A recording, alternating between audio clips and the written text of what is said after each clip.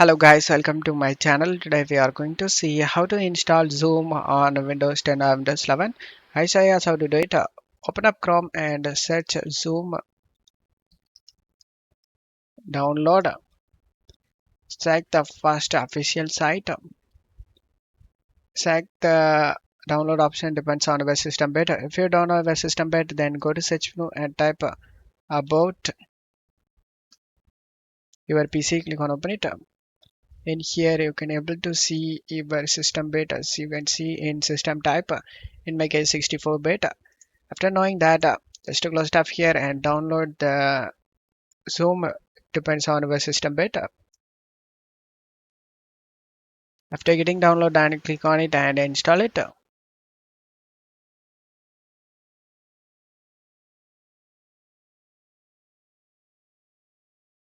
And now the Zoom installation has been done. And that's how you can install Zoom in Windows 10 or Windows 11. Don't forget to leave a like guys. Thank you.